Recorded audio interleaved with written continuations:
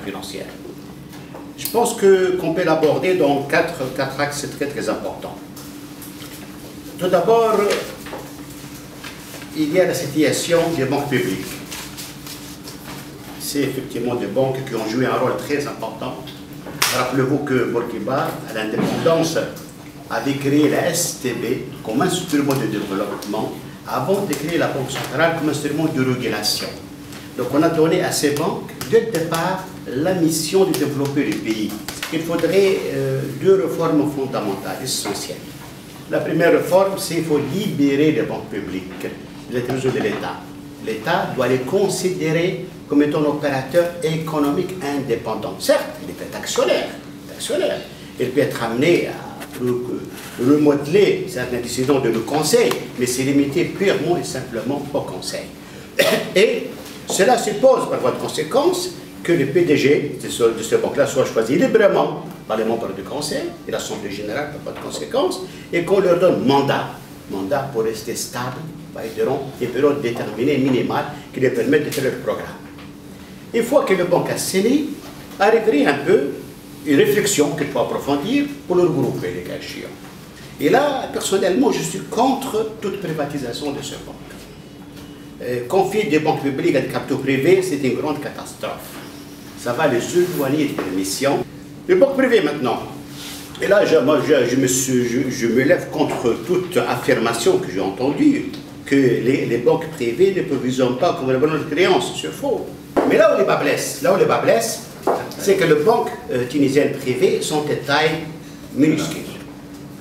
Et c'est une taille, effectivement, qui limite notre mission pour développer convenablement l'économie et surtout pour accompagner notre pays tunisien dans sa quête d'internationalisation. Je pense qu'une des mesures serait d'augmenter les capital minimum de banque. Le capital minimum de banque est actuellement de 30 millions de dinars, qui est vraiment un chiffre très faible vu le marché, devrait être porté à 130 voire 150 millions de dinars. Et cette augmentation de capital minimum de banque va inciter certaines à revoir leur stratégie, considérant qu'un capital aussi élevé, elles ne peuvent pas le rémunérer. Donc elles seront obligées de regrouper avec d'autres, et ainsi on insufflera des structures bancaires assez importantes et assez développées. Ça, c'est ce niveau-là. Deuxième niveau, le marché financier. On parle toujours d'une opposition banque-bourse. C'est une fausse opposition. Il n'y a absolument aucune opposition. Moi, je considère que le marché financier est un marché unique, dans lequel l'argent circule sans entrave, de la période la plus courte à la période la plus longue. Mais pourquoi il n'y a pas ça en Tunisie? Raison très simple. C'est parce qu'on n'invente pas une courbe de taux. Troisième niveau qui est également très important, si les banques, ça leur arrive parfois de ne pas jouer convenablement leur mission, c'est parce que l'environnement n'est pas favorable. Les créanciers n'est pas protégé en Tunisie. Il y a des procédures judiciaires que vous connaissez qui sont tellement longues, tellement onéreuses, que feront que la banque n'arrive pas à récupérer sa créance. Même si elle a un jugement, elle ne peut pas l'exécuter. Et c'est un type de comportement qui freine l'évolution des banques. Quatrième et dernier aspect qui quand même m'interpelle personnellement, parce que je suis sensible à ça, la révolution nous a, je pense, interpellés tous dans la nécessité de l'équilibre régional. Et l'équilibre régional suppose qu'on investisse davantage dans les régions de l'intérieur.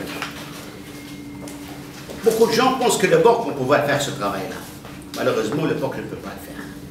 Ne peut pas le faire, n'est pas dans notre culture qui d'identifier un projet, de le revoir, se former, se constituer, de l'accompagner dans sa gestion quotidienne. Ce n'est pas notre mission. Et on n'a pas ni les outils ou l'attitude pour le faire.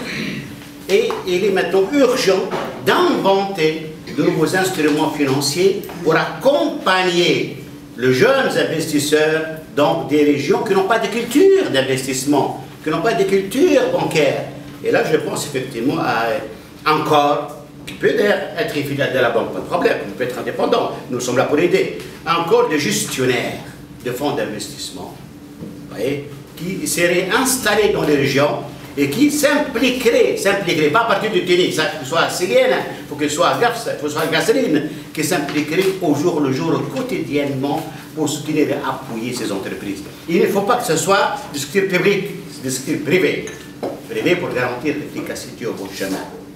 Alors, ces gestionnaires de fonds d'investissement seront appuyés par un réseau de conseillers techniques dans le domaine le plus varié et les banques sont là pour apporter les capitaux, pour apporter le soutien de l'exploitation, le cas échéant.